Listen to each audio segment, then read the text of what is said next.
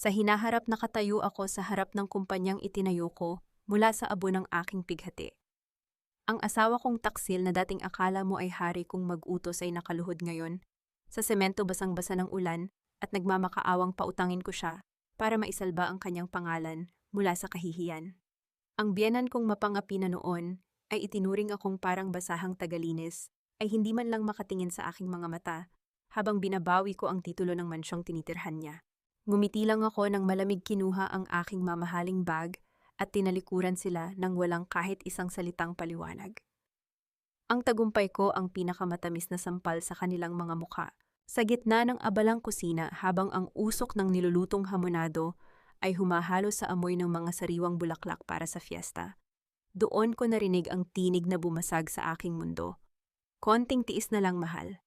Hayaan mong tapusin ng baog na babaeng iyan ang pagluluto para sa mga bisita natin ngayong gabi. Pagkatapos ng fiesta, kapag nakuha ko na ang huling pirma niya sa mga papeles, sisiguraduhin kong wala na siyang babalikang bahay. Napatigil ang aking kamay sa paghiwa ng mga rekado. Ang tinig na iyon ay kay Santiago, ang lalaking 10 taon ko, nang pinaglilingkuran ng higit pa sa aking sarili. Ang mahal na kausap niya ay hindi ako. Galing ang boses sa kabilang linya ng telepono habang siya ay nakatayo sa pasilyo lingid sa kaalaman niyang naririnig ko ang bawat kataga ng kanyang pagtatraidor. Do not worry, Beatrice. You and the baby are my priority now. Hayaan mo lang siyang magpakamartir sa kusina. She is just a glorified maid with a wedding ring. Isang matalim na sakit ang gumuhit sa aking dibdib. Ngunit hindi ako humulagpos. Hindi ako sumigaw. Hindi ako nagmakaawa. Sa halip, dahan-dahan kong ibinaba ang kutsilyo. Ang aking puso na dati ay nag-aapoy sa pagmamahal ay tila naging isang pirasong yelo matigas malamig at handang sumugat. Naramdaman ko ang presensya ni Doña Remedios sa aking likuran. Ang amoy ng kanyang mamahaling insenso ay tila lason na humahalo sa hangin. Teresita, bakit ka nakatunganga? Ang mga bisita mula sa munisipyo ay darating na anumang oras. Siguraduhin mong malinis ang bawat sulok ng bahay. Utang mo sa pamilya Castillejo ang marangyang buhay na tinatamasa mo ngayon, kahit man lang sa pagsisilbi, ay makabawi ka sa pagiging baog mo. Humarap ako sa kanya. Sa unang pagkakataon sa loob ng maraming taon, hindi ko itinungo ang aking ulo. Tiningnan ko siya ng diretso sa mga mata. Walang emosyon, walang takot. Opo, Mama, tapos na po ang lahat. Pati ang mga bagay na hindi nyo inaasahang matatapos ay tapos na rin. Bahagyang kumunot ang noo ng matanda. Tila nagtataka sa lamig ng aking tinig. Ngunit bago pa siya makapagsalita, ay mabilis akong tumalikod. Dumiretso ako sa aming silid. Doon nakita ko si Santiago na nag-aayos ng kanyang kurbata sa harap ng salamin, suot ang kanyang mapandayang ngiti. Tess, aalis muna ako. May emergency meeting sa Cebu. Baka bukas na ako makabalik. Ikaw na ang bahala sa mga bisita, okay? You know how important this fiesta is for our family's reputation. Lumapit ako sa kanya. Inayos ko ang kanyang kurbata, gaya ng ginagawa ko tuwing umaga. Ngunit sa pagkakataong ito, naramdaman ko ang panginginig ng kanyang hininga. Amoy wayhung, isang pabango na hindi akin. Isang halimuyak na nagmumula sa itaas sa attic na laging nakakubli. Of course, Santiago. Go to your meeting. I will handle everything here. Mas magiging espesyal ang fiesta na ito kaysa sa inaasahan nyo. Nang lumabas siya ng pinto, hindi luha ang pumatak mula sa aking mga mata. Kinuha ko ang aking laptop at binuksan ang secret folder ng aming family accounts. Bilang accountant ng pamilya, alam ko ang bawat sentimong pumapasok at lumalabas. Alam ko ang bawat butas. Isang mensahe ang pumasok sa aking screen mula kay Corazon, ang tsismosang kapitbahay na laging nagmamanman sa bawat kilos ko. Isang litrato ang kalakip niyon si Santiago, hindi papuntang airport, kundi pabalik sa aming bahay, umaakyat sa likurang hagdan, patungo sa attic. Tess, akala ko ba umalis ang asawa mo? Bakit parang may kasama siyang babae sa itaas ng bahay niyo?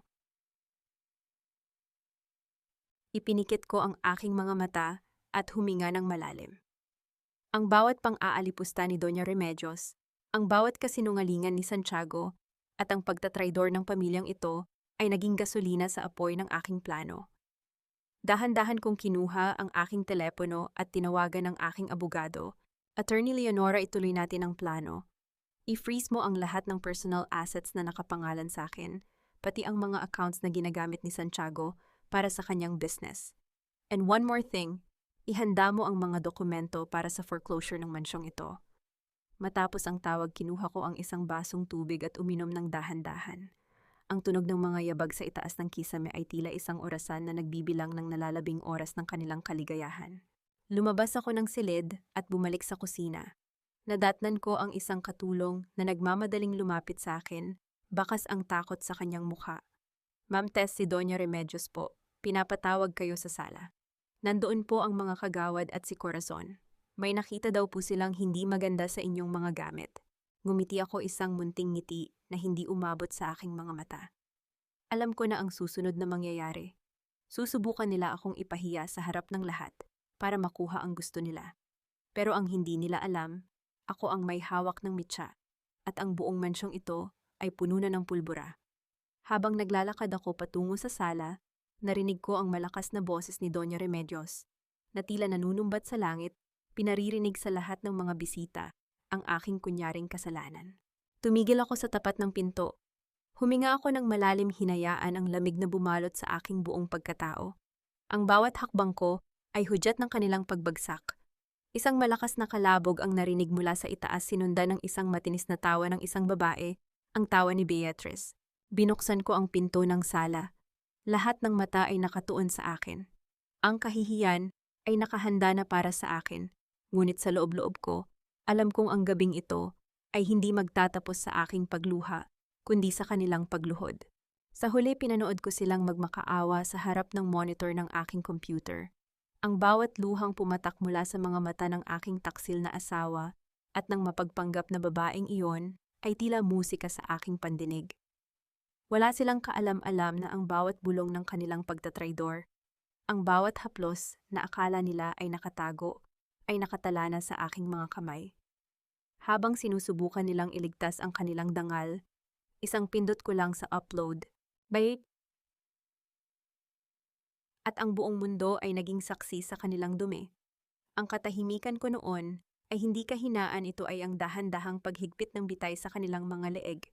Naglalakad ako sa pasilyo ng mansyon, bitbit ang isang florera ng mga sariwang rosas.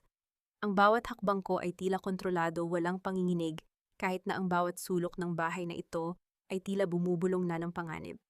Tumigil ako sa tapat ng pintuan ng sala, kung saan naghihintay ang aking kamatayan sa dangal na binuo nila. Teresita, lumapit ka rito. Ipaliwanag mo sa amin kung bakit ang mga alahas na pamana ng pamilya Castillejo ay nawawala sa iyong silid at nakita sa loob ng bag ng iyong draper. Ang tinig ni Doña Remedios ay pumailan lang, puno ng kunwaring pighati at galit. Sa paligid niya, ang mga marites ng barangay kasama si Corazon ay tila mga buwitreng naghihintay ng lalamunin. Hindi ako sumagot agad. Inayos ko muna ang mga bulaklak sa ibabaw ng lamesa bago ko siya hinarap ng may kalmado at malamig na titig. Mama, ang mga alahas ay hindi nawawala. Baka po nailagay niyo lang sa maling lugar, o baka naman may ibang kumuha na hindi niyo namamalayan. Sagot ko ng may banayad na merienda ng panunuya sa aking boses. Huwag mo akong sagutin ng ganyan, magnanakaw ka na nga, may gana ka pang magmalinis. Sigaw ni Corazon habang iwinagayway ang kanyang cellphone.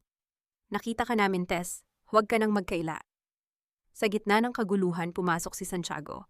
Ang kanyang mukha ay larawan ng isang asawang bigo at wasak. Tess, how could you? Binigay ko sa iyo ang lahat, pero pati ang dangal ng pamilya natin ninakaw mo. Ang kanyang pag-arte ay karapat-dapat sa isang parangal. Kung hindi ko lang narinig ang usapan nila kanina, baka naniwala pa ako. Ngunit sa halip na maiyak, naramdaman ko ang isang kakaibang sigla sa aking dugo.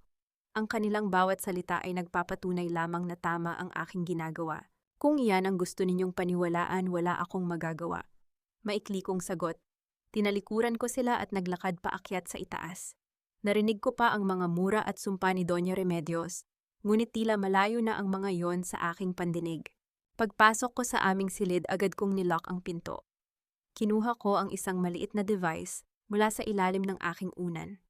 Sa loob ng nakaraang 3 araw, habang abala sila sa paghahanda ng aking pagbagsak, naging abala rin ako. Ang bawat decoration na inilagay ko sa bahay, ang maliit na figurine sa pasilyo, ang orasan sa attic, at ang flower vase sa sala ay may nakatagong mata. Binuksan ko ang aking laptop. Ang screen ay nahahati sa 4 na anggulo. Sa unang anggulo nakita ko si Doña Remedios na pumasok sa attic. Ang kanyang mukha na kanina ay puno ng galit sa sala ngayon ay puno ng tamis at pagkalinga. Inabutan niya ng isang mangkok ng mainit na sopas ang isang babaeng nakaupo sa kama. Si Beatrice. Ang pa-victim na mistress. Nakasuot siya ng puting silk na duster, hawak ang kanyang tiyan na tila ba iyon ang pinakamahalagang kayamanan sa mundo. Kumain ka ng mabuti, iha. Malapit na tayong matapos sa babaeng iyon. Konting tiis na lang at ikaw na ang tatayong reyna sa mansyong ito, sabi ni Doña Remedios, habang hinahaplos ang buhok ni Beatrice. Salamat po, Mama. Ayoko lang po talagang maging pabigat. Pero natatakot po ako para sa baby namin ni Santiago. Baka saktan kami ni Tess kapag nalaman niya, sagot ni Beatrice sa isang malatpusa at nanginginig na tinig. Isang mapait na tawa ang kumawala sa aking mga labi. Ang husay. Ang galing nilang lahat. Inilipat ko ang anggulo ng kamera sa opisina ni Santiago. Nakita ko siyang may kausap sa telepono.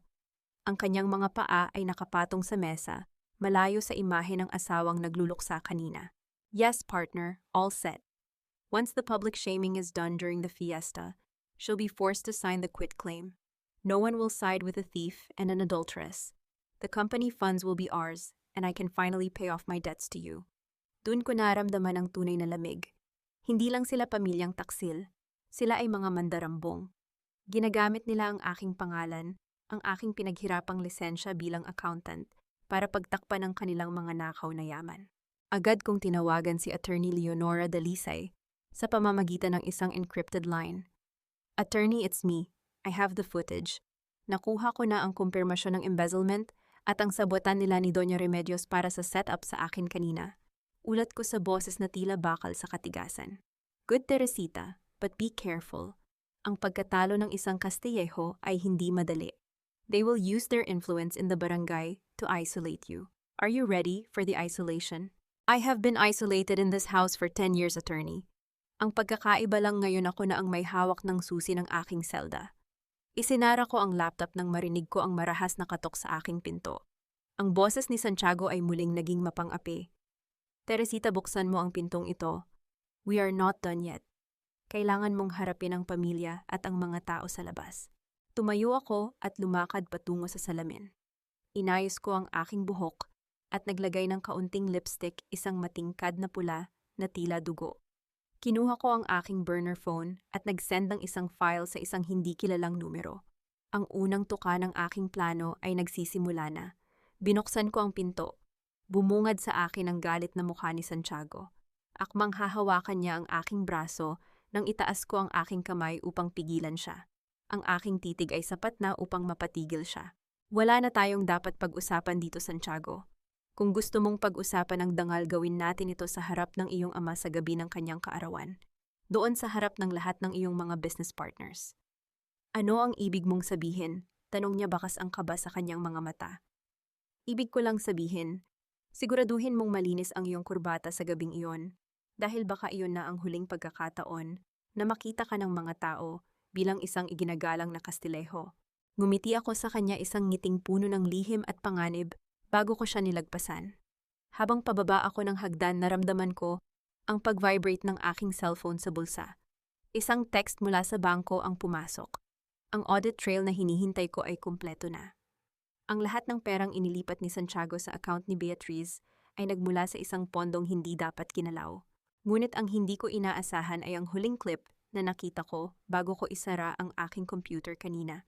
Isang clip na hindi ko pa sinasabi kay Attorney Leonora.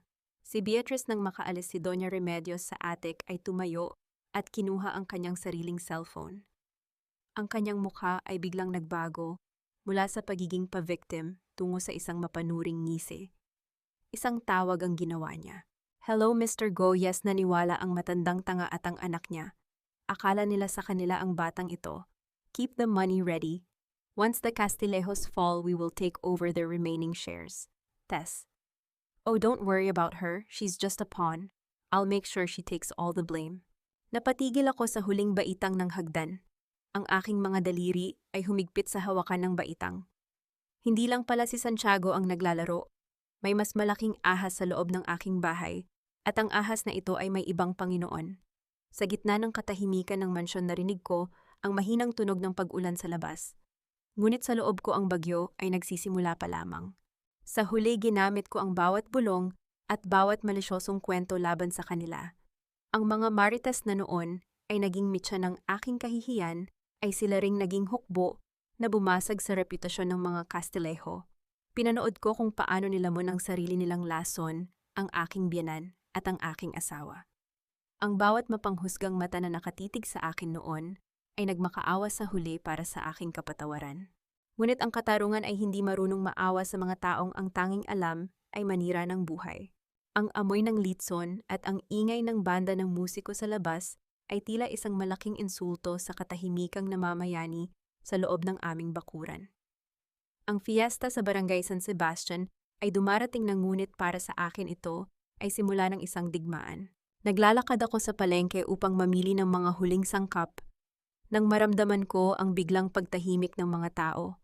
Ang mga tindera na dati ay masayang bumabati sa akin ay biglang nag-iwas ng tingin. Ngunit si Corazon na may hawak na pamaypay at tila isang reyna ng kadiliman sa gitna ng mga nagtitinda ay hindi pinalampas ang pagkakataon. O narito na pala ang bida ng ating barangay, sabi ni Corazon. Sa boses na sapat na malakas upang marinig ng lahat. Akala ko ay nakakulong na ang magnanakaw, iyon pala ay malakas ang loob na magpakita pa rito. Humarap ako sa kanya. Hindi ko binilisan ang aking paghinga. Hinayaan ko ang aking mga mata na maging singtigas ng bato habang nakatingin sa kanyang namumulang mukha. Corazon, ang bibig mo ay tila isang imbernal na hindi nasasara. Mag-ingat ka, baka sa susunod na bumuka iyan, ang sarili mong baho ang lumabas at hindi ang sa akin banayad kong sagot. Ang aking boses ay kalmado, isang kabaligtaran sa kanyang nanggagalaiting anyo. Anong sabi mo? Napakakapal ng mukha mo, baog ka na nga, magnanakaw ka pa at ngayon ay matapang ka pa. Sigaw niya habang sinusubukan akong lapitan, ngunit pinigilan siya ng ibang mga tinderang ayaw ng gulo. Hindi ko na siya pinansin. Nagpatuloy ako sa paglalakad, bitbit ang aking mga pinamili. Ang bawat bulong na sayang siya, kawawang Santiago at salot sa pamilya ay tila mga palasong tumatama sa aking likuran. Ngunit wala itong talim para sa isang taong ang puso ay matagal nang pinatigas ng pighati. Pagdating ko sa mansyon, sinalubong ako ni Isabela. Agad siyang lumapit sa akin at kinuha ang aking mga bitbit. Ate Tess, pasensya ka na kay Aling Corazon. Alam mo naman ang mga tao rito mabilis maniwala sa sabi-sabi. Pero huwag kang mag-alala, naniniwala ako sa'yo. Hinding-hindi kita iiwan, sabi ni Isabela habang nakayakap sa aking braso. Ngumiti ako sa kanya, isang munting ngiti na puno ng kapatawaran sa kanyang hinaharap na pagtatraidor. Salamat, Isabela. Ikaw na lang talaga ang inaasahan ko rito. Sa loob ng sala nadatnan ko si Doña Remedios na may kausap na pari. Ang kanyang mukha ay tila isang santo habang nagbibilang ng pera para sa donasyon sa simbahan. Teresita, narito ka na pala, sabi ng biyenan ko nang hindi tumitingin sa akin. Nag-usap kami ni Padre. Dahil sa laki ng kahihiyang dinala mo sa pamilyang ito, kailangan mong magbigay ng karagdagang 50,000 piso para sa repair ng bubong ng parokya. Ito ay para malinis ang iyong konsensya at para tumigil na ang malas na dala mo sa amin. 50,000, Mama. Ang perang iyan ay galing sa aking sariling savings na inilaan ko para sa aking negosyo. Sagot ko, pilit na itinatago ang aking plano sa ilalim ng pagkukunwari ng panghihinayang. Negosyo? Wala kang negosyong magtatagumpay kung ang puso mo ay puno ng kasalanan. Ibigay mo ang pera. O baka gusto mong ipahiya kita lalo sa harap ng buong parokya bukas sa prosesyon. Banta niya habang hinahawakan ng mahigpit ang kanyang rosaryo. Sige po, Mama, ibibigay ko ang pera. Sana lang ay tunay na makatulong ito sa simbahan at sa inyong kaluluwa. Sabi ko bago ako tumalikod at pumasok sa aking silid. Sa loob ng aking kwarto, binuksan ko ang aking tablet. Ang aking puso ay tumitibok ng mabilis, hindi dahil sa takot, kundi dahil sa pananabik. Ang bawat piso na kinuha ni Doña Remedios mula sa akin ay may record sa aking system. Ang donasyon na iyon ay hindi mapupunta sa simbahan, alam kong ililipat iyon ni Doña Remedios sa account ni Beatrice para sa pambayad sa isang pribadong ospital. Gabi na nang mapansin ko ang isang anino sa monitor. Ang camera sa pasilyo na patungo sa attic ay gumalaw. Nakita ko si Isabela. Ang sweet na emchong ko ay hindi na nakasuot ng kanyang maskara ng kabaitan. Ang kanyang mukha ay puno ng pagkabalisa habang may bitbit siyang isang brown envelope. Dahan-dahan niyang binuksan ang pinto ng attic. Doon sinalubong siya ni Beatrice. Ang dalawa ay tila matalik na magkaibigan habang nagbubulungan. Narito na ang mga medical records na hinihingi mo, Beatrice. Siguraduhin mong hindi malalaman ni Ate Tess na ako ang kumuha nito sa cabinet niya. Kapag nalaman niyang fake ang diagnosis ng infertility niya, malalagot tayong lahat. Bulong ni Isabela na malinaw na narinig sa aking speaker dahil sa high sensitivity mic na itinago ko sa attic. Huwag kang mag-alala, Isabela. Malapit na siyang mawala rito. At kapag nakuha ko na si Santiago at ang kayamanan ng mga Kastileho, ibibigay ko sa iyo ang perang kailangan mo para sa utang mo sa kasino. Just keep acting like you love her. Sagot ni Beatrice habang binubuklat ang mga dokumento. Napatitig ako sa screen. Ang aking sariling medical record. Ang diagnosis na nagsasabing ako ay infertile ay isang malaking kasinungalingan. Sa loob ng 5 taon, pinalabas nila na ako ang may problema, habang sa totoo ay binibigyan nila ako ng mga gamot na nagpapatulog sa aking sistema. Ang pagtatraidor ni Isabela ay mas masakit pa sa saksak ng patalim dahil itinuring ko siyang tunay na kapatid. Naramdaman ko ang pagdaloy ng isang mainit na luha, ngunit agad ko itong pinunasan. Wala nang puwang ang luha sa aking mga mata. Ang sakit ay naging isang matalas na layunin. Kinuha ko ang aking cellphone at nag-type ng isang mensahe para kay Attorney Leonora. Attorney, it's confirmed. Isabela is in on the medical fraud. I have the audio and video of them admitting that my infertility was faked. It's time to bring in the private doctor I hired. We need to verify the contents of the vitamins they've been giving me. Habang nakatingin ako sa monitor, nakita ko si Isabela na lumabas ng attic at muling nagsuot ng kanyang maamong mukha bago bumaba ng hagdan. Ang bawat hakbang niya ay tila isang paalala na sa mundong ito ang dugo ay hindi garantiya ng katapatan. Tumayo ako at lumapit sa bintana. Ang mga ilaw ng fiesta ay nagniningning sa labas, puno ng kagalakan at pagdiriwang. Ngunit sa loob ng mansyong ito, isang madilim na katotohanan ang unti-unting lumilitaw. Ngumiti ako ng malamig habang pinapanood ang mga tao sa ibaba. Ang precision bukas ay hindi lang para sa santo. Ito ay magiging precision ng kanilang mga kasalanan at ako ang magsisilbing saksi na hinding-hindi nila mababayaran ng kahit anong donasyon. Sa huli, ang babaeng tinawag kong kapatid, ang ahas na nagkunwaring anghel sa aking piling, ay mawawalan ng lahat. Ang kanyang yaman, ang kanyang dangal, at ang kanyang kalayaan. Pagdating ng araw na yon, titingnan ko lang siya, habang kinakaladkad siya ng mga pulis sa harap ng buong barangay, at hindi ako kukurap. Ang bawat sentimong ninakaw niya, at ang bawat kasinungalingang itinanim niya, ay magsisilbing rehas na magkukulong sa kanya sa dilim. Nakatayo ako sa harap ng lababo, hinahayaan ang malamig na tubig na dumaloy sa aking mga daliri habang hinuhugasan ko ang isang baso. Ang katahimikan ng kusina ay binasag ng malambing na tinig ni Isabela na papasok mula sa likuran. Ate Tess, baka naman pwedeng humingi uli ng pabor. Kasi yung utang ko sa credit card medyo lumaki na naman. Alam mo naman, kailangan kong magmukhang disente para sa mga Kastileho. 100,000 lang naman, ate. Dahan-dahan kong ipinikit ang aking mga mata bago humarap sa kanya. Isang matamis at mapagpanggap na ngiti. Ang ibinigay niya sa akin ang mismong ngiti na ginamit niya kagabi habang nakikipagsabwatan kay Beatrice sa attic. 100,000, Isabela. Noong nakaraang buwan lang ay binigyan kita ng ganong halaga. Saan ba napupunta ang pera mo? Alam mo naman, ate, ang hirap maging kapatid ni Santiago. Maraming kailangang i-maintain, saka para naman sa atin ito. Kapag naging okay na ang lahat, babayaran din kita. Lumapit siya sa akin at iniabot ang isang maliit na lalagyan ng gamot. Ang pamilyar na puting tableta na sinasabi nilang pampalakas ng mattress. Ngunit sa totoo ay lason na pumapatay sa aking kakayahang magkaanak. O heto na ang vitamins mo. Inumin mo na para maging healthy ka. Sayang naman ang ganda mo kung laging matamlay. Kinuha ko ang tableta. Tinitigan ko ito sa aking palad. Kung noon ay inuubos ko ito ng may pag-asa, ngayon, ay tila nakakakita ako ng isang maliit na demonyo sa loob nito. Salamat, Isabela. Napakabuti mong kapatid. Hindi ko alam kung ano ang gagawin ko kung wala ka. Ibinaba ko ang gamot sa counter at kumuha ng isang basong tubig. Habang nakatalikod ako, mabilis kong idinura ang tableta sa isang tissue na nasa bulsa ko. Pagharap ko sa kanya, tuyo na ang aking lalamunan, ngunit basa ng pagkamuhi ang aking puso. By the way, Isabela, narinig mo ba ang balita? May nagtatangka raw magnakaw sa mga accounts ng pamilya. Sinabi sa akin ng bangko na may mga kaduda-dudang withdrawals nitong mga nakaraang araw. Biglang nagbago ang timpla ng kanyang muka. Ang kanyang mga mata ay gumala, hindi makatingin ng diretso sa akin. Ah, talaga? Baka naman nagkakamali lang ang bangko. Alam mo naman ang mga system ngayon laging nag-e-error. Huwag mo na munang isipin yan, ate. Mag-focus ka na lang sa fiesta. Siguro nga, pero bilang accountant ng pamilya, hindi ko pwedeng hayaan lang ito. Plano kong i-audit ang lahat ng accounts bukas, pati na ang mga personal na pirma ni na Santiago at Mama. Nakita ko ang panginginig ng kanyang mga daliri habang hinahawakan niya ang kanyang mamahaling bag.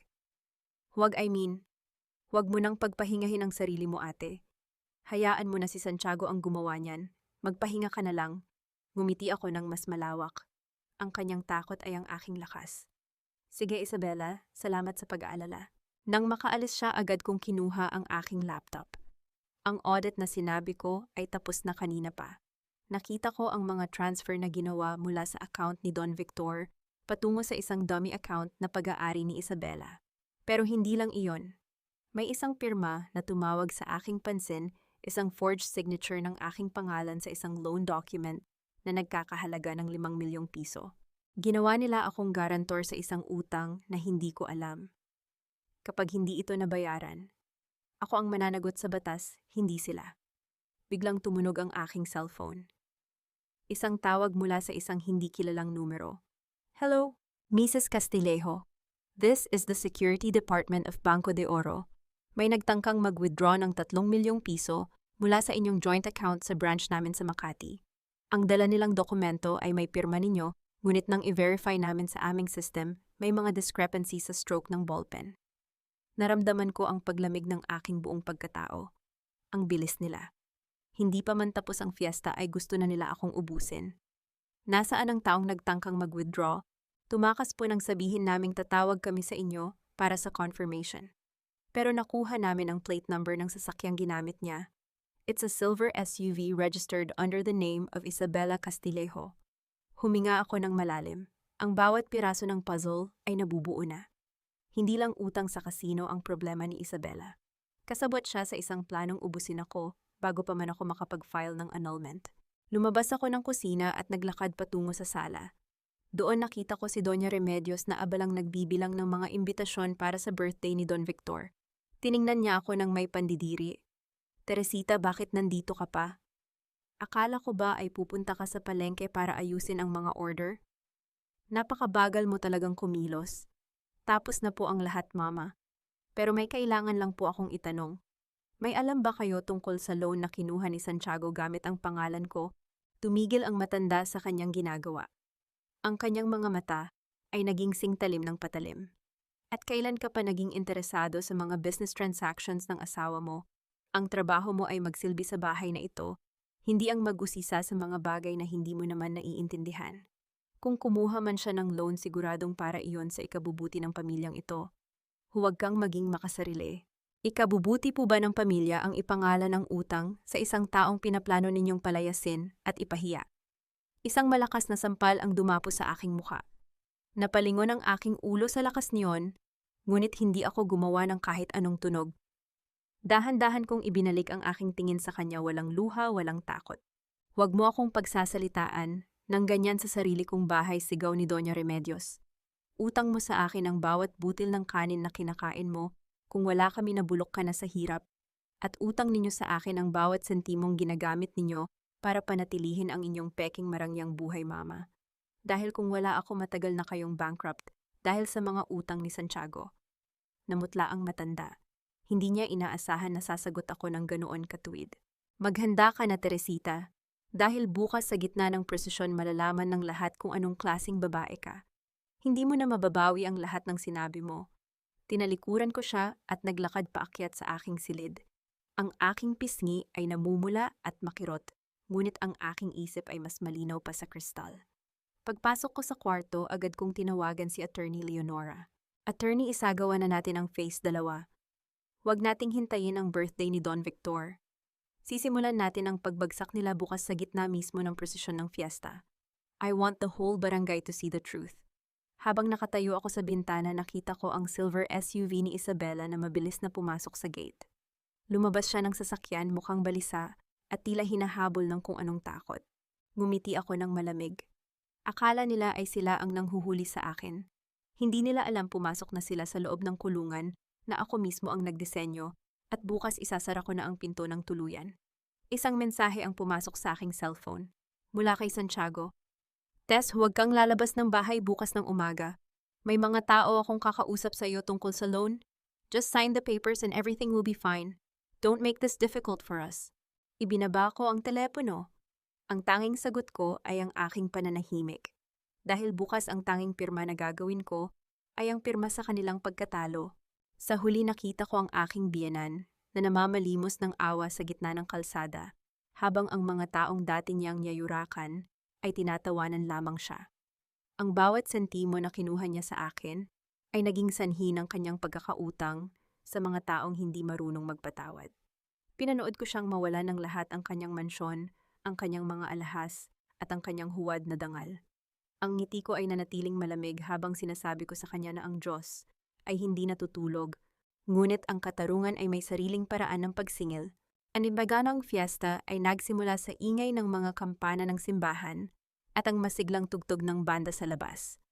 Ngunit sa loob ng mansyon ng mga Castillejo, ang hangin ay puno ng lason at mga lihim na plano. Inutusan ako ni Doña Remedios na magdala ng mga espesyal na pagkain sa kanilang rest house sa kabilang barangay.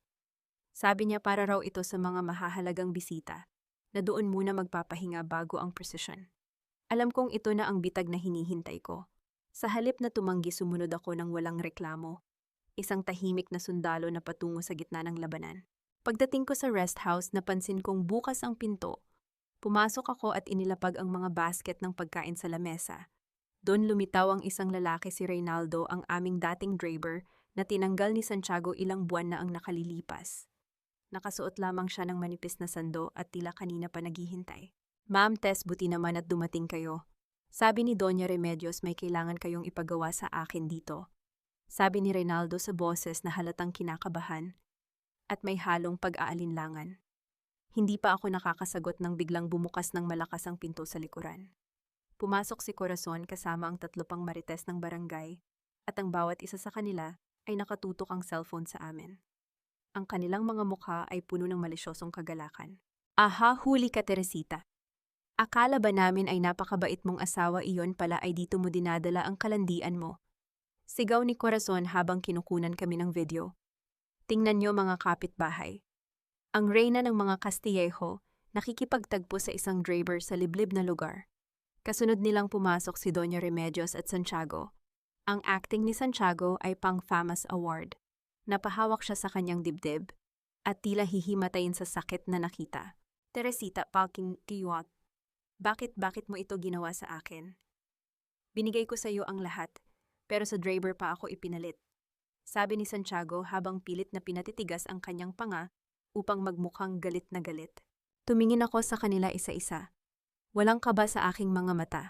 Walang panginginig sa aking mga labi. Kinuha ko ang aking sariling cellphone mula sa aking bulsa at pinindot ang stop record. Kanina pa akong live stream sa isang private account na tanging si Attorney Leonora lang ang may access. Santiago, Mama, ang husay ninyong mag-direct ng eksena, ngunit nakalimutan ninyong hindi ako ang bida sa pelikulang ito. Ako ang manonood na nakakaalam kung paano ito matatapos. Sabi ko sa isang boses na kasing lamig ng semento.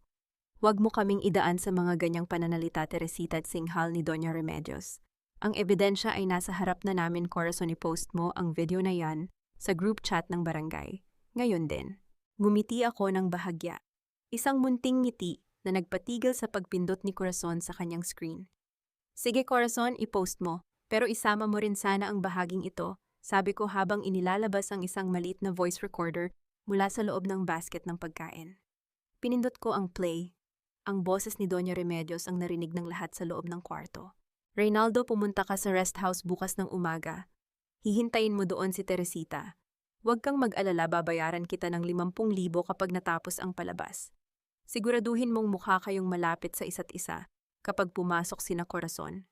Kapag nagawa mo ito ng tama, malilinis ang utang mo sa akin. Natahimik ang buong rest house. Ang mukha ni Doña Remedios ay unti-unting nawalan ng kulay. Si Corazon at ang mga kasama niya ay nagkatinginan, tila nag-aalinlangan na sa kanilang mga hawak na video. Peke ang recording na iyan, inimbento mo lang iyan. Sigaw ni Santiago, ngunit ang kanyang boses ay nanginginig na sa takot. Peke rin ba ang bawat transfer ng pera mula sa account mo patungo sa account ni Reynaldo nitong nakaraang linggo, Santiago? Peke rin ba ang mga message sa telepono ni Mama na nag-uutos kay Reynaldo na akitin ako para magkaroon kayo ng dahilan sa annulment nang hindi ako nakakakuha ng kahit isang sentimo? Lumapit ako kay Santiago. Ang aking titig ay tumagos sa kanyang pagkatao hanggang sa maramdaman niya ang tunay na panganib. Akala niyo ba ay ganun ako katanga?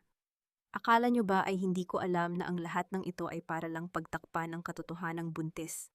Ang kabit mo sa itaas ng bahay natin. Na si Beatriz ay doon niyo itinatago habang pinapalabas ninyong ako ang makasalanan. Sa unang pagkakataon, nakita ko ang tunay na takot sa mga mata ni Santiago. Ang kanyang maskara ay tuluyan ng nadurog. Teresita, pag-usapan natin ito ng pribado, simula ni Santiago, ngunit pinutol ko siya. Wala na tayong dapat pag-usapan, Santiago.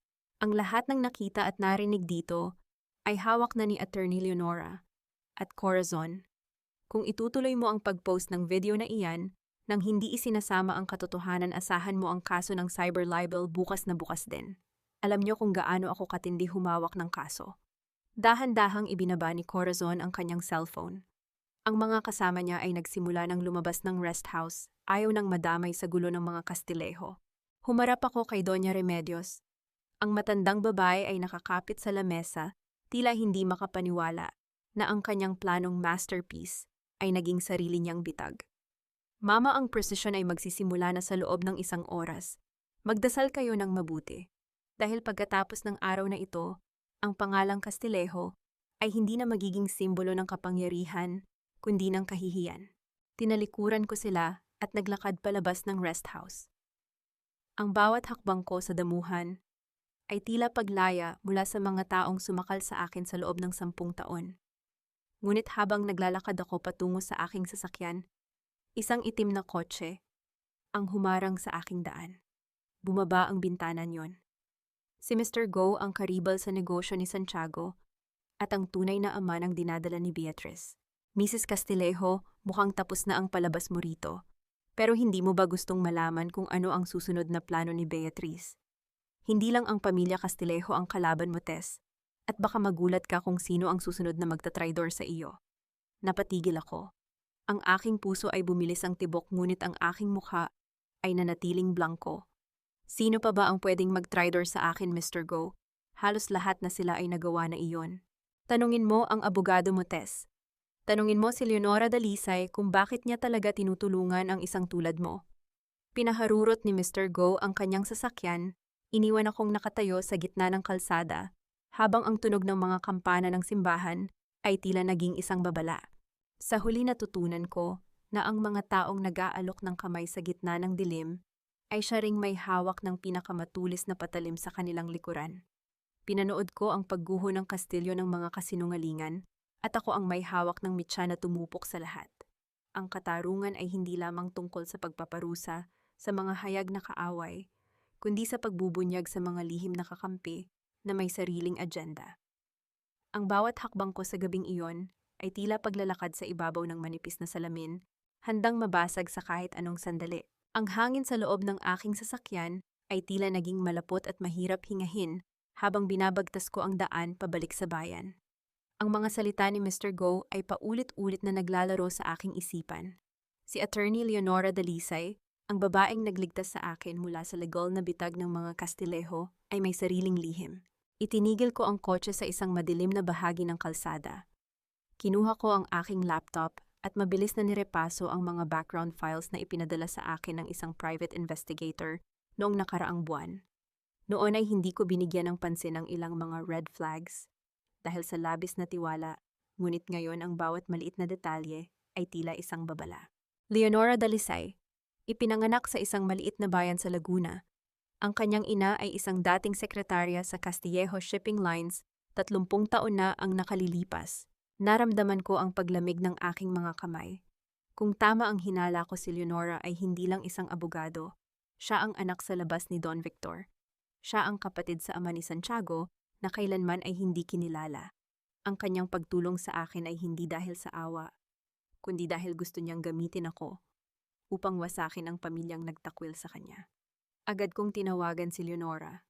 Ang boses ko ay nanatiling blanko, walang bakas ng kahit anong pagdududa. Attorney, nasaan ka? Kailangan nating magkita. May nakuha akong bagong ebidensya mula sa rest house. Nasa opisina ako, Tess. Dumiretso ka rito. Ihanda natin ang mga dokumento para sa pagsampa ng kaso bukas. Sagot ni Leonora sa kanyang karaniwang malamig at profesional na tono. Sige, papunta na ako. Ibinaba ko ang telepono at mabilis na nag-drive patungo sa mansyon sa halip na sa kanyang opisina. Alam kong kailangan ko ang original hard drive na itinago ko sa loob ng vault ni Don Victor bago pa man ito pakialaman ni Isabela. Ang backup na nasa cloud ay sapat na para sa blackmail, ngunit para sa isang ganap na pagkapanalo sa korte, kailangan ko ang pisikal na ebidensya ng mga peking pirma at ang orihinal na medical records. Pagpasok ko sa mansyon, tila isang sementeryo ang katahimikan yon. Ang mga katulong ay abala sa labas para sa paghahanda ng prosesyon. Mabilis akong umakyat sa library ni Don Victor. Gamit ang fingerprint ng matanda na nakuha ko sa isang baso, noong nakaraang gabi, binuksan ko ang vault. Ngunit bago ko pa mahawakan ang mga dokumento, narinig ko ang mahinang yabag ng sapatos sa sahig na gawa sa Nara. Dahan-dahan akong lumingon at nakita ko si Isabela. Ang kanyang mukha ay basang-basa ng luha, ngunit ang kanyang mga kamay ay may hawak na isang mabigat na estatwa ng santo. Ate Tess, bakit hindi ka nalang tumigil? Bakit kailangan mo pang hukayin ang lahat? Masisira ang pamilya natin dahil sa iyo. Sigaw ni Isabela na tila naghihisterya na. Isabela, ibaba mo ang hawak mo. Alam nating dalawa na ikaw ang biktima rito. Ginamit ka lang ni Mama at Santiago para sa kanilang mga utang. Akala mo ba ay ililigtas kanila kapag nabulgar ang lahat? Ikaw ang gagawin nilang panangga, sabi ko habang dahan-dahang lumalapit sa kanya. Hindi totoo yan. Mahal ako ni Mama, bibigyan niya ako ng pera para makalayas dito. Pera ang perang dapat ay para sa iyo ay naibayad na ni Santiago sa mga utang niya sa kasino. Wala silang ititira para sa iyo, Isabela. Isipin mo ang anak mo. Gusto mo bang lumaki siya habang ang ina niya ay nasa likod ng rehas dahil sa mga kasalanan ng kanyang ama at lola? Napatigil si Isabela. Ang panginginig ng kanyang mga kamay ay naging mas malakas hanggang sa mabitawan niya ang estatwa. Ang tunog ng pagbagsak niyon sa makapal na alpombra ay tila hudyat ng kanyang pagsuko. Napaluhod siya at humagulgol. Patawad, ate. Patawad. Pinilit lang nila ako. Sinabi ni Mama na kapag hindi ako sumunod, sasabihin niya kay Don Victor ang tungkol sa aking mga utang at kukunin nila ang anak ko. Natakot ako, ate. Lumapit ako sa kanya at hinawakan ang kanyang balikat. Hindi dahil sa awa, kundi dahil kailangan ko siya bilang saksi. Kung gusto mong bumawi, sabihin mo sa akin ang totoo. Nasaan ang susi ng safety deposit box ni Don Victor sa Zurich? Iyon ang kailangan ko para mapatunayan ang lahat ng nakaw na yaman ni Santiago. Wala kay Santiago ang susi, ate. Naibigay na niya iyon kay Attorney Leonora noong 1 linggo pa bilang bayad sa serbisyo nito. Pero narinig ko silang nag-uusap. Plano ni Leonora na itakas ang lahat ng pera at iwanan ka ring walang-wala. Naramdaman ko ang paghinto ng pintig ng aking puso. Ang lahat ng aking pinaghirapan, ang bawat pait na tinis ko, ay tila na nakawin lang ng isang taong akala ko ay aking kakampi. Kinuha ko ang aking mga dokumento mula sa vault at hinila si Isabela patayo. Tumayo ka riyan, sasama ka sa akin, may pupuntahan tayo. Habang palabas kami ng mansyon, nakita ko ang prosesyon na nagsisimula na sa labas ng gate. Ang liwanag ng mga kandila ay tila libu-libong mga mata na nakatitig sa amin. Sa unahan ng prosesyon, nakita ko si Doña Remedios na naglalakad ng may katigasan, tila isang banal na reyna ng barangay. Ngunit ang pansin ko ay nakuha ng isang itim na sasakyan na naghihintay sa gilid ng kalsada. Bumukas ang pinto at lumabas si Attorney Leonora. May hawak siyang isang folder at isang malamig na ngiti ang nakapinta sa kanyang mga labi. Tess, nakuha mo na ba ang lahat oras na para tapusin ang laban na ito? Sabi ni Leonora habang lumalapit sa amin. Tiningnan ko siya ng diretso. Ang aking kamay ay mahigpit na nakakapit sa aking bag kung nasaan ang mga orihinal na dokumento. Attorney, bakit hindi mo sinabi sa akin na ang apelido mo ay Castillejo rin pala? At bakit nasa iyo ang susi ng safety deposit box sa Zurich? Nawala ang ngiti ni Leonora. Ang kanyang mga mata ay naging singlamig ng gabi. Matalino ka talaga, Tess. Pero huli na ang lahat. Ang mga dokumentong hawak mo ay wala ng silbi dahil ang lahat ng asset ng mga Castillejo ay nailipat na sa aking pangalan bilang settlement. Wala ka nang makukuha kahit isang kusing. Akala mo ba ay pera ang habol ko, Leonora? Ang habol ko ay katarungan. At ang mga dokumentong hawak ko ngayon ay hindi tungkol sa pera, kundi tungkol sa pagkakapatay ni Santiago sa kanyang sariling ama para makuha ang mana. Isang malakas na hangin ang umihip, tila nagdadala ng masamang balita. Ang mukha ni Leonora ay namutla sa unang pagkakataon. Anong sabi mo? Don Victor is not dying from old age, Leonora. He is being poisoned. At ang ebidensya ay nasa kamay ko na ngayon. Kapag ibinigay ko ito sa mga pulis, hindi lang si Santiago ang babagsak. Kasama ka dahil alam kong ikaw ang nag-supply ng mga chemical na iyon. Sa gitna ng kalsada habang ang prosesyon ay papalapit sa amin, ang tension ay tila isang kable na handang maputol. Isang malakas na sigaw ang narinig mula sa loob ng mansyon. Si Don Victor hindi na siya humihinga. Sa huli pinanood ko silang maghabol ng hininga sa gitna ng sarili nilang mga bitag. Ang aking pagbabalik ay hindi isang pagsusumamo para sa puwang sa kanilang hapag, kundi ang pagbawi sa buong kaharian na kanilang ninakaw.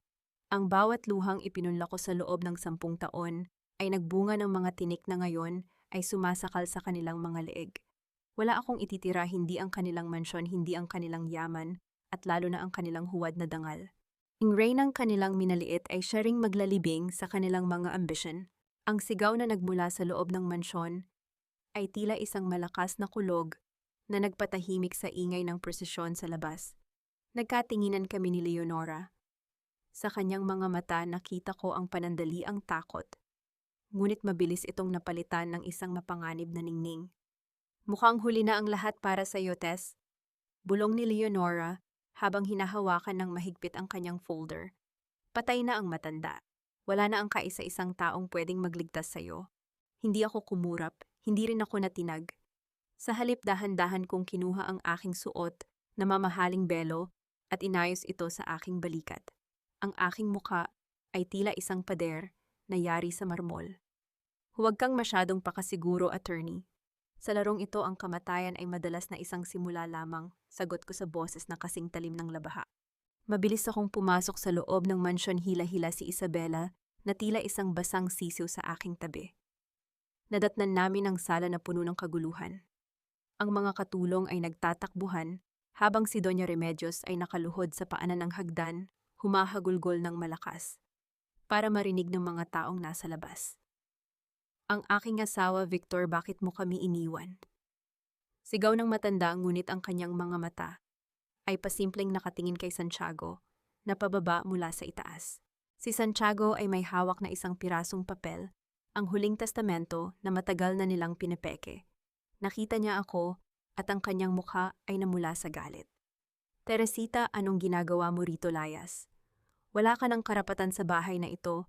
Patay na ang ama ko at ako na ang bagong Panginoon ng mga Castillejo. Lumapit ako sa kanya. Hindi ako huminto hanggang sa magkatapat ang aming mga mukha. Ang amoy ng alak at takot ay nanggagaling sa kanya. Panginoon Santiago, ikaw ay isang hamak na mamatay tao na nagtatago sa likod ng saya ng iyong ina. Akala mo ba ay hindi ko alam ang tungkol sa mga vials na itinago mo sa ilalim ng iyong kama? Ang lason na dahan-dahang pumatay sa iyong ama. Natahimik ang buong sala. Maging si Doña Remedios ay napatigil sa kanyang pag-iyak.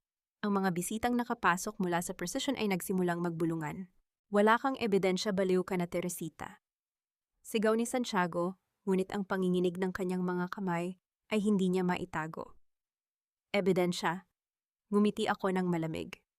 Attorney Leonora, ipakita mo sa kanila. Humarap ang lahat kay Leonora na kapapasok lang. Ngunit sa halip na ilabas ang mga dokumento laban kay Santiago, tumayo siya sa tabi ng aking asawa. Pasensya na, Tess, but I chose the winning side. Santiago and I have an agreement. Ang mga ebidensyang sinasabi mo na sunog, na ang mga iyon sa opisina ko kanina lang, sabi ni Leonora nang may mapang-uyam na ngiti. Tiningnan ko silang tatlo, ang taksil na asawa, ang malupit na biyenan, at ang abogadong akala ko ay aking kakampi. Sila ay magkakasama na handa akong lamunin. Ngunit sa halip na manginig, dahan-dahan akong tumawa. Isang tawa na nanggagaling sa kailaliman ng aking pagkatao, puno ng panunuya at tagumpay. Leonora, Santiago, nakalimutan niyo na ba kung sino ang humahawak ng inyong mga libro sa loob ng 10 taon? Akala niyo ba ay ganoon ako kahangal na magtitiwala sa isang abogadong may apelidong Castillejo? Kinuha ko ang aking cellphone at pinindot ang isang button. Biglang bumukas ang malaking screen sa sala na dati ay ginagamit para sa mga family presentations. Ngunit hindi mga litrato ng pamilya ang lumabas. Ito ay isang live feed mula sa kwarto ni Don Victor. Nakita ng lahat ang matanda hindi patay, kundi nakaupo sa kanyang kama, may suot na oxygen mask, at kasama ang isang pangkat ng mga doktor mula sa National Bureau of Investigation. Victor, nautal na tawag ni Doña Remedios. Sa video, dahan-dahang tinanggal ni Don Victor ang kanyang mask. Ang kanyang mga mata ay puno ng pait at puot habang nakatingin sa kanyang anak at asawa sa pamamagitan ng kamera. Santiago, Remedios, akala niyo ba ay hindi ko alam ang ginagawa ninyo? Salamat kay Teresita, pinalitan niya ang laso na ibinibigay niyo ng mga vitamins 3 linggo na ang nakalilipas. Ang paghinto ng aking hininga kanina, isang palabas lang iyon para lumabas ang inyong mga tunay na kulay. Namutla si Santiago. Ang papel na hawak niya ay nalaglag sa sahig. Si Leonora naman ay dahan-dahang umaatras patungo sa pinto, ngunit hinarangan siya ng mga pulis na kanina pa nakatago sa kusina. Wait, I was just doing my job. Wala akong kinalaman sa poisoning, sigaw ni Leonora, ngunit wala nang nakikinig sa kanya. Lumakad ako patungo sa gitna ng sala. Kinuha ko ang papel na nalaglag ni Santiago. Binasa ko ito ng malakas sa harap ng lahat ng mga bisita at ng buong barangay na nakasilip sa bintana. Isang testamento na nagsasabing ang lahat ng yaman ay mapupunta kay Santiago at ang asawang si Teresita ay itatakwil ng walang makukuha. Napakagandang sulat, Santiago. Sayang lang at ang petsang nakalagay rito ay bukas pa. Masyado kang nagmadali. Hinarap ko si Doña Remedios na ngayon ay totoong nanghihina na sa takot. Mama, ang utang na loob na lagi ninyong isinusumbat sa akin, bayad na iyon. Dahil sa gabing ito, hindi lang ang pangalan ninyo ang mawawala. Pati ang mansyong ito na nakasangla na sa bangkong pag-aari ko na ngayon ay kukunin ko na. Anong sabi mo, bangko mo ito? Tanong ni Santiago, tila hindi makapaniwala.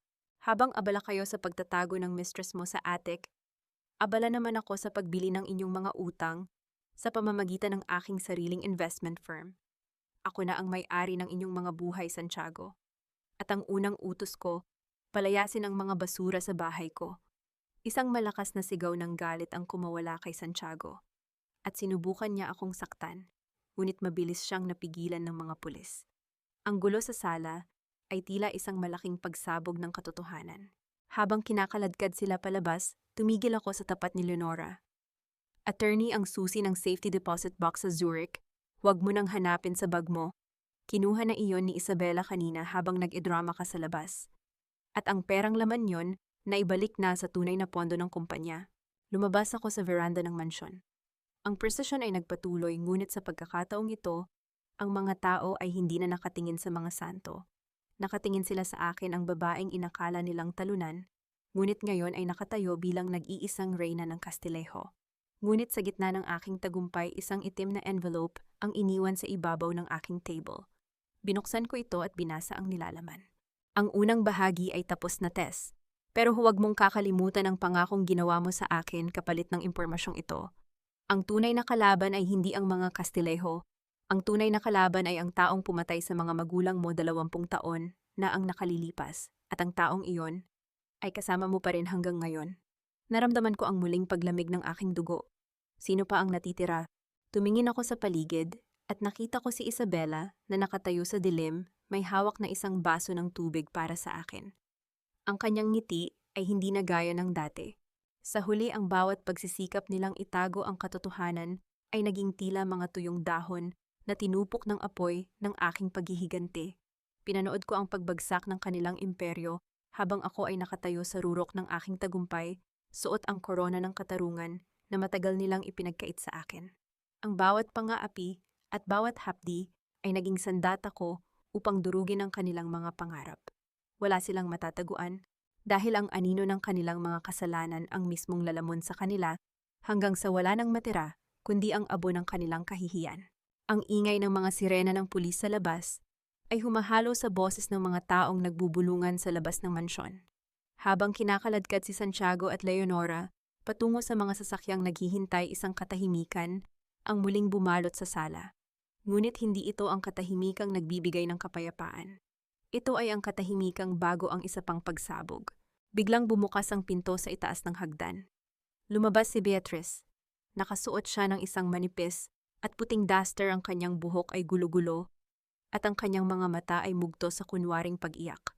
Dahan-dahan siyang bumaba, hawak ang kanyang tiyan at tumingin kay Don Victor ng may matinding pagsusumamo. Lolo Victor, pakiusap, huwag niyo po akong itaboy.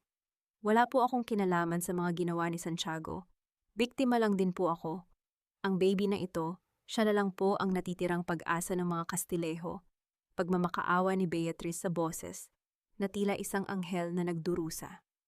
Napahinto ang mga pulis.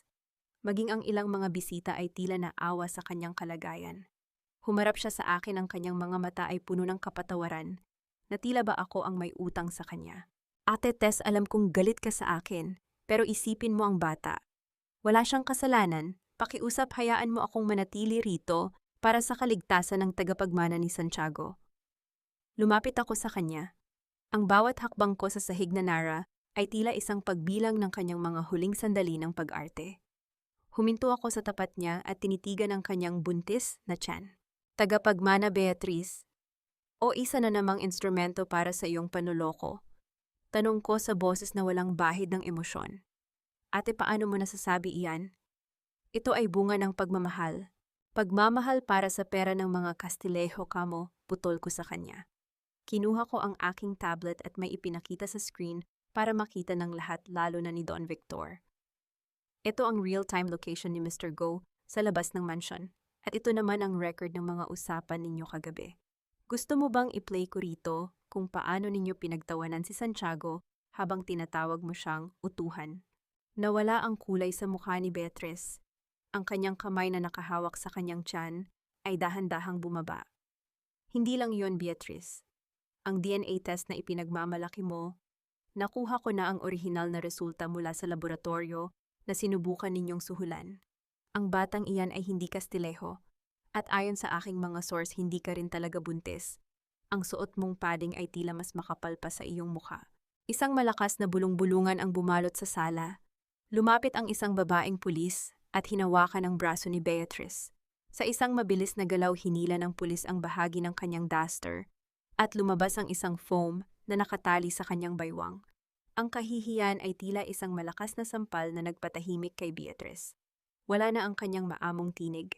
Wala na ang kanyang pagiging pa-victim. Ang kanyang mga mata ay nag-aapoy na ngayon sa galit habang nakatingin sa akin. Hayop ka, Teresita. Akala mo ba ay panalo ka na? Isang hamak na accountant ka lang na naging asawa ng isang talunan. Wala kang mapapala sa bahay na ito. Sigaw ni Beatrice habang pilit na kumakawala sa mga pulis. Diyan ka nagkakamali, Beatrice. Dahil habang ikaw ay abala sa pagpapanggap, ang bawat ebidensya ng iyong pakikipagsabuatan sa mga kaaway ng kumpanya ay naisampa na. Ikaw ay hindi lang isang mistress. Ikaw ay isang corporate spy. At ang destination mo ngayon ay hindi ang mansion kundi ang selda na katabi ni Santiago. Nang mailabas na si Beatrice, hinarap ko si Don Victor. Ang matanda ay tila mas tumanda pa sa loob ng ilang minuto. Hawak niya ang kanyang baston nang mahigpit habang nakatingin sa akin. Teresita, Paigon, salamat. Hindi ko alam kung paano kita mababayaran sa pagliligtas sa akin at sa kumpanya, sabi ni Don Victor sa boses na puno ng pagsisisi. Hindi niyo kailangang magbayad, Papa. Ang kailangan ko lang ay ang katotohanan. Sagot ko. Iniabot ko sa kanya ang itim na envelope na nakuha ko kanina. Sino ang pumatay sa mga magulang ko? 20 taon na ang nakalilipas. At bakit ang pangalan ninyo ang nakalagay sa police report na itinago sa loob ng vault? Natahimik ang matanda. Tumingin siya sa paligid lalo na kay Isabela, na nakatayo pa rin sa dilim, hawak ang baso ng tubig. Ang panginginig ng baso sa kamay ni Isabela ay hindi nakatakas sa aking paningin. Teresita, may mga bagay na mas mabuting manatiling nakabaon sa nakaraan, mahinang sabi ni Don Victor. Hindi para sa akin, Papa. Dahil ang nakaraang iyon ang dahilan kung bakit ako pumasok sa pamilyang ito. Hindi dahil sa mahal ko si Santiago, kundi dahil alam kong dito ko mahahanap ang sagot. Hinarap ko si Isabela. Lumapit ako sa kanya at kinuha ang baso ng tubig. Tinitigan ko siya ng malalim sa mga mata. Isabela, bakit nanginginig ang mga kamay mo? May alam ka ba na hindi ko alam? O baka naman, ikaw ang nag-iwan ng envelope na ito sa mesa ko? Ibinalik ni Isabela ang aking titig. Ang kanyang maamong muka ay dahan-dahang nagbago. Isang manipis at mapanganib na ngiti ang sumilay sa kanyang mga labi. Ate Tess, masyado kang matalino para sa sarili mong ikabubuti. Ang tubig na hawak mo, huwag mo nang inumin. Baka iyan na ang huling bagay na malalasahan mo. Binitiwan ni Isabela ang baso at mabilis na tumakbo patungo sa likurang bahagi ng mansyon. Bago pa ako makahabol, isang malakas na pagsabog ang narinig mula sa garahe. Ang amoy ng gasolina at usok ay agad na bumalot sa hangin. Sa gitna ng kaguluhan, nakita ko si Isabela na sumasakay sa isang sasakyan, ngunit bago siya makaalis, may inihagis siyang isang maliit na bagay sa aking paanan. Isang lumang locket. Ang locket ng aking ina na nawala noong gabing mamatay sila.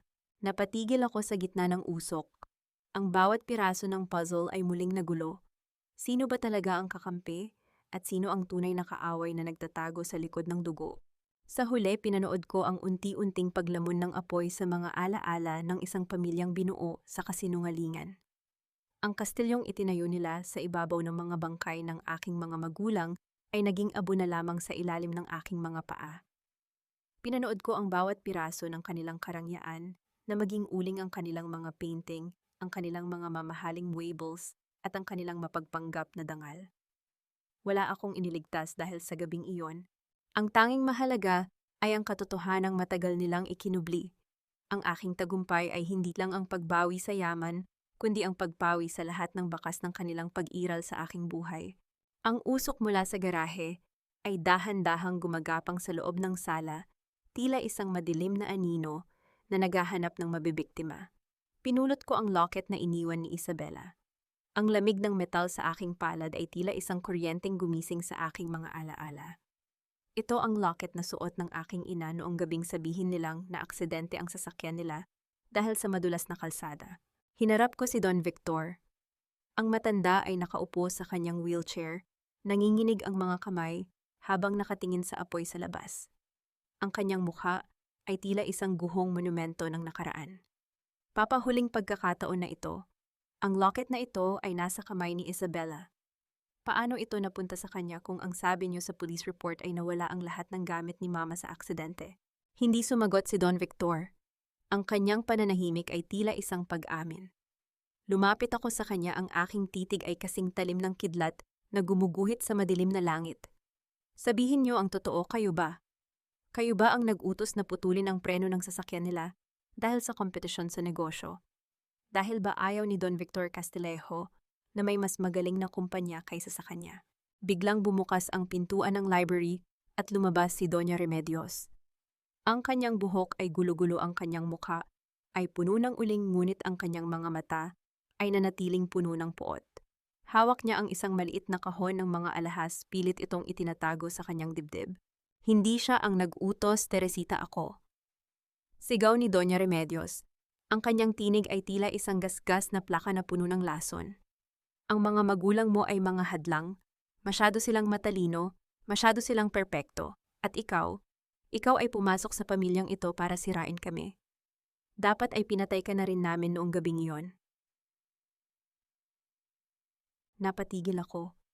Ang katotohanan sa wakas ay lumabas din sa bibig ng mismong halimaw. Hindi si Victor kundi si Remedios. Ang babaeng 10 taon kong pinagsilbihan, ang babaeng tinawag kong ina, ay siya palang pumatay sa aking tunay na pamilya. Mama, ang bawat sampal na ibinigay ninyo sa akin, ang bawat pang-aalipusta ninyo sa pagiging baog ko, ang lahat ng iyon ay wala kumpara sa ginawa ninyo sa mga magulang ko. Sabi ko sa boses na tila nanggagaling sa kailaliman ng lupa. Pero alam niyo ba kung ano ang mas masakit? Ang malaman na ang anak ninyong si Isabela ay mas matalino kaysa sa inyo. Anong ibig mong sabihin? Tanong ni Remedios bakas ang kaba sa kanyang boses. Si Isabela ang nagpadala sa akin ng lahat ng ebidensya. Siya ang nagturo sa akin kung nasaan ang mga lihim ninyong accounts. Ninakawan niya kayo, Mama. Ginamit niya ang inyong mga kasalanan para magkaroon siya ng sarili niyang yaman.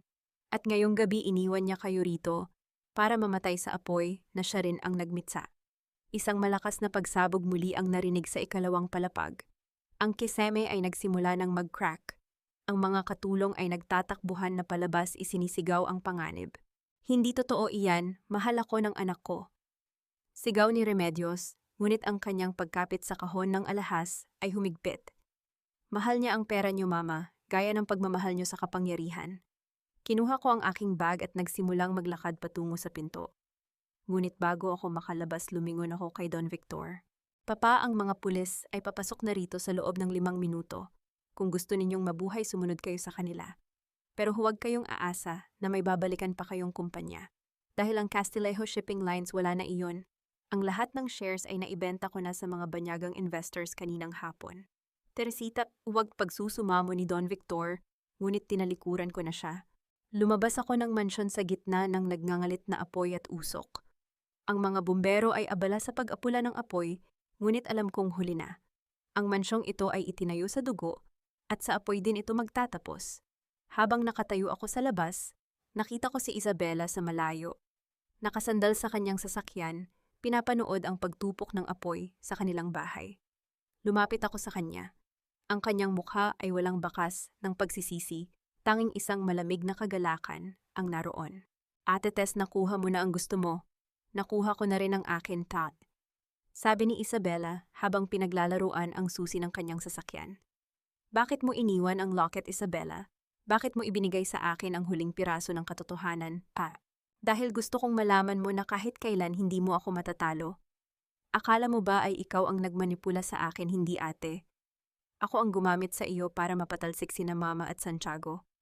Ngayon malaya na ako, at ang perang kinuha ko sa kanila, sapat na iyon para magsimula ako sa ibang bansa. Akala mo ba ay hahayaan kitang umalis, pagkatapos ng lahat ng ginawa mo pati na ang paglalagay ng lason sa mga gamot ko? Tanong ko habang dahan-dahang kinukuha ang aking cellphone. Ngumiti si Isabela. Wala kang ebidensya laban sa akin, ate. Lahat ng records ay nasunog na sa loob. At ang perang hawak ko, nakapangalan iyon sa isang offshore account na hindi mo mahahanap. Iyon ang akala mo, Isabela. Pero nakalimutan mong ako ang accountant mo. Ang bawat transfer na ginawa mo sa loob ng 6 na buwan ay may digital footprint na ako mismo ang gumawa para sa'yo. Ang account na sinasabi mo naka-freeze na yan dahil sa hinala ng money laundering. Nawala ang ngiti ni Isabela. Ang kanyang mga mata ay nanlaki sa gulat. Anong sinabi mo? Ngayong gabi, Isabela, walang Castillejo na matitira. Ikaw, si Santiago, si Mama, at maging si Leonora. Lahat kayo ay magsasama-sama sa iisang lugar. At ang lugar na iyon ay hindi sa ibang bansa. Sa gitna ng liwanag ng apoy lumitaw ang mga sasakyan ng NBI. Napaligiran si Isabela.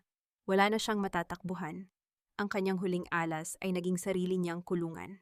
Huminga ako ng malalim, hinayaan ang malamig na hangin ng madaling araw na pumasok sa aking mga baga. Ang bawat pait, ang bawat saksak, at ang bawat luhang ibinuhos ko ay natapos na rin sa wakas. Ngunit habang tinitingnan ko ang locket sa aking kamay, napansin kong may maliit na butas sa likod niyon. Isang maliit na micro SD card ang nakasingit sa loob. Binuksan ko ang card gamit ang aking tablet. Ang video na lumabas ay hindi tungkol sa aking mga magulang. Ito ay isang video ni Don Victor, bata pa siya kasama ang isang lalaking kamukhang kamukha ko. Teresita, hindi sila ang pumatay sa mga magulang mo, sila ang nagligtas sa iyo. Napatigil ako. Ang mundo ko ay muling nayanig. Sino ang lalaking iyon?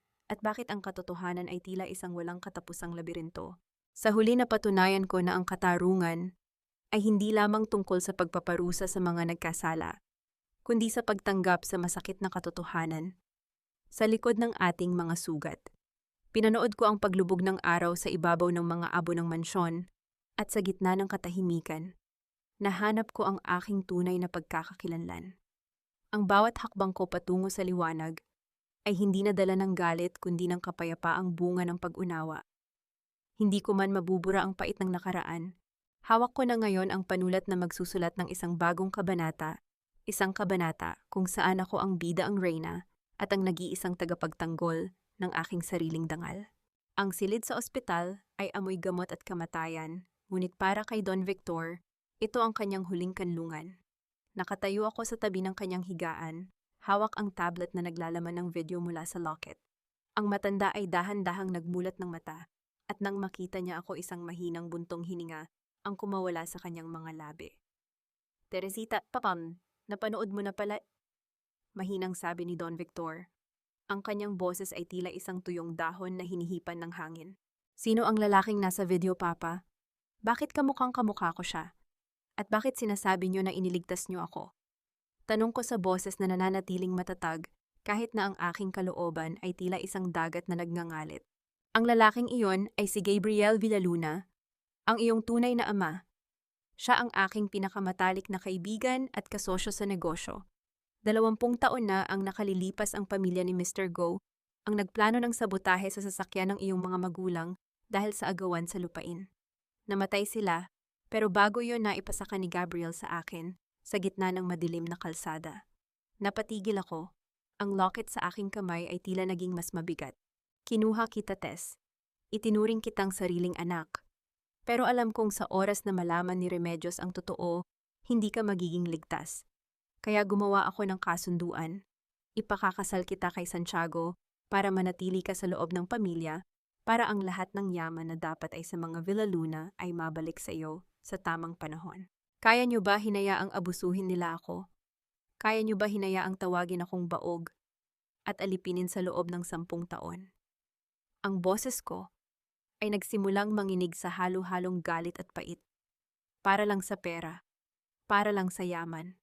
Patawad, Tess. Naging mahina ako. Natakot ako kay Remedios at sa impluensya ng kanyang pamilya. Akala ko sa pananatili mo rito, mapoprotektahan kita mula sa mga Go. Pero hindi ko nakita na ang tunay na panganib ay nasa loob pala ng aking sariling pamamahay. Binitawan ko ang kanyang kamay. Ang bawat salita niya ay tila isang gamot na mapait lunukin. Ngunit sa likod ng pait naroon ang liwanag. Ang aking paghihiganti kina Santiago at Remedios ay hindi pala isang pagkakamali. Sila ang mga anay na sumira sa buhay na dapat ay sa akin. Lumabas ako ng ospital at dumiretso sa presinto kung saan nakakulong sina Santiago at Doña Remedios. Gusto kong makita ang kanilang mga mukha sa huling pagkakataon bago ko sila tuluyang burahin sa aking buhay. Sa likod ng mga rehas, nakita ko si Santiago. Wala na ang kanyang marangyang kurbata at ang kanyang mapagmataas na tindig. Ang kanyang mga mata ay puno ng takot at pagsisisi. Tess, please, tulungan mo ako. Kausapin mo si Papa. Sabihin mo sa kanya na nagkamali lang ako. Gagawin ko ang lahat, Tess. Babalik ako sa'yo. Magiging mabuting asawa ako. Pagmamakaawa ni Santiago habang nakakapit sa malamig na bakal. Ngumiti ako sa kanya isang munting ngiti na puno ng panunuya. Santiago, ang tanging bagay na gagawin mo para sa akin ay ang mabulok sa loob ng seldang ito. Huwag mong alalahanin ang kumpanya. Wala na itong pangalang Castillejo. Simula bukas ito ay tatawagin ng Villaluna Global Shipping. At ang bahay na tinitirhan nyo, gagawin ko itong isang center para sa mga kababaihang inabuso ng kanilang mga asawa. Hayop ka, hindi mo pwedeng gawin sa amin ito. Sigaw ni Doña Remedios mula sa kabilang selda. Ang kanyang mukha ay puno pa rin ng lason kahit wala na siyang kapangyarihan.